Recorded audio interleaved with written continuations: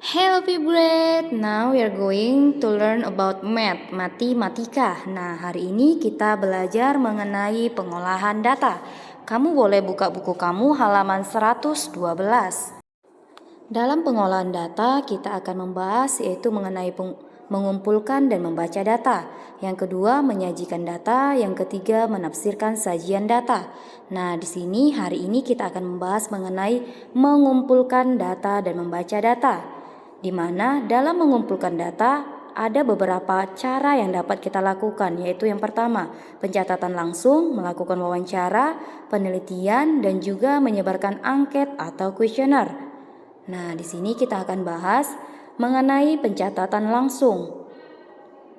Nah, adapun contoh dari pencatatan langsung ini, data ukuran sepatu siswa kelas 5. Nah, di sini sudah ada tabel ukuran sepatu dan juga jumlah siswanya. Contohnya, ukuran sepatu 33 yaitu 10 siswa.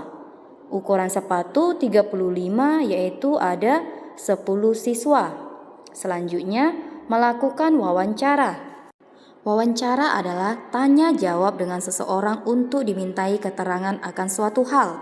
Contohnya, data ukuran sepatu siswa kelas 5. Nah, di sini dalam tabel ada nama teman dan juga ukuran sepatu.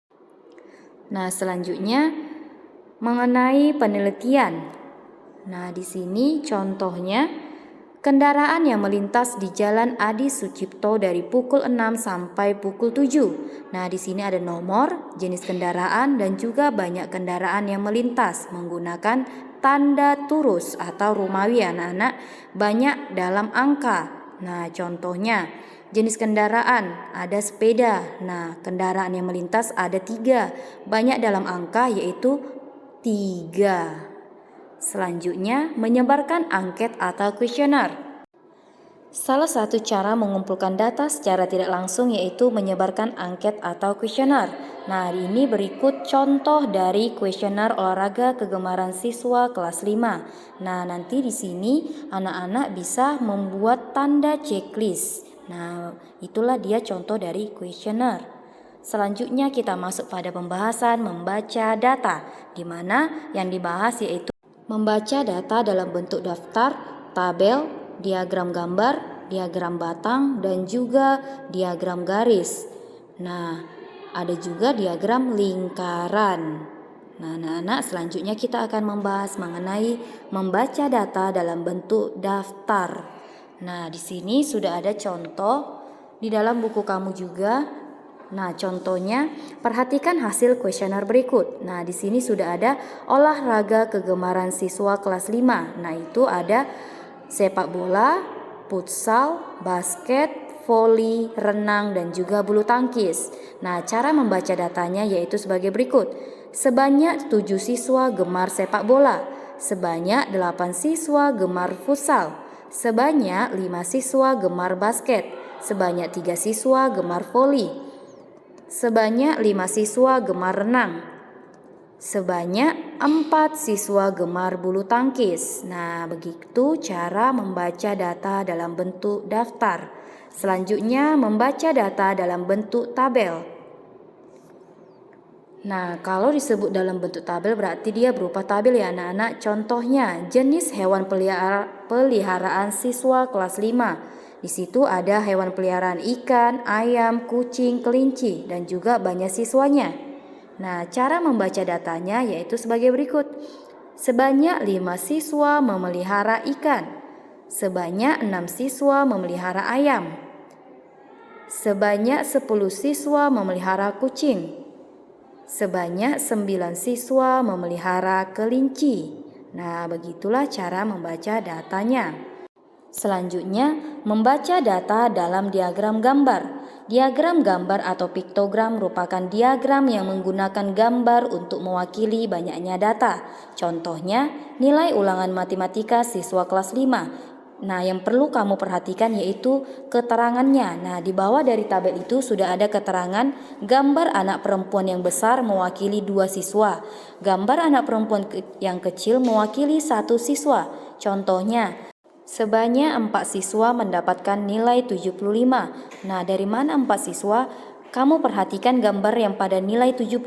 Di situ sudah ada gambar anak perempuan yang besar. Maka tadi katanya gambar anak perempuan besar mewakili 2 siswa. Maka 2 dikali 2 sama dengan 4. Makanya sebanyak 4 siswa mendapatkan nilai 75. Selanjutnya sebanyak 4 siswa mendapatkan nilai 80. Nah, begitulah dia untuk cara membaca data dalam diagram gambar. Perhatikan keterangannya baik-baik. Selanjutnya, membaca data dalam diagram batang. Diagram batang merupakan diagram yang menyajikan data dalam bentuk batang-batang persegi panjang. Diagram batang dapat dibuat secara tegak atau mendatar. Nah, di sini sudah ada contohnya. Berat badan siswa kelas 5. Perhatikan garis horizontal dan juga garis vertikalnya. Garis horizontalnya menunjukkan berat badan, sedangkan garis vertikal menunjukkan banyaknya siswa. Nah, cara membacanya, sebanyak 6 siswa memiliki berat badan 40 kg. Coba perhatikan batang-batang dalam diagram tersebut. Sebanyak 12 siswa memiliki berat badan 41 kg. Sebanyak 18 siswa memiliki berat badan 43 kg. Nah, selanjutnya membaca data dalam diagram garis. Diagram garis merupakan diagram yang menyajikan data dalam bentuk titik-titik yang dihubungkan menjadi garis lurus. Nah, di sini juga ada horizontalnya dan juga vertikalnya. Anak-anak, contohnya data ekspor jagung Desa Makmur. Nah, di situ sudah ada tahun dan juga ekspor. Contohnya, jagung yang diekspor pada tahun 2012 sebesar 20 ton. Perhatikan tahun dan juga ekspornya ya anak-anak. Nah, selanjutnya jagung yang diekspor pada tahun 2013 sebesar 10 ton. Jagung yang diekspor pada tahun 2014 sebesar 30 ton. Jagung yang diekspor pada tahun 2015 sebesar 50 ton. Nah, selanjutnya kita membahas mengenai membaca data dalam diagram lingkaran. Diagram lingkaran merupakan diagram yang menyajikan data dalam bentuk sebuah lingkaran yang dibagi menjadi beberapa bagian atau juring. Nah, di sini sudah ada contoh buah kesukaan 40 siswa kelas 5. Nah, sudah ada juga persentase. Contohnya di situ jeruk. Yang menyukai jeruk ada 35%. Sebanyak 35% dari jumlah siswa menyukai jeruk. Sebanyak 25% dari jumlah siswa menyukai mangga. Sebanyak 20% dari jumlah siswa menyukai apel. Dan juga sebanyak 20% dari jumlah siswa menyukai pisang. Nah, selanjutnya kita akan tahu bagaimana cara menghitung banyaknya siswa untuk setiap data. Nah, coba perhatikan lebih teliti lagi anak-anak. Nah, caranya berikut ini.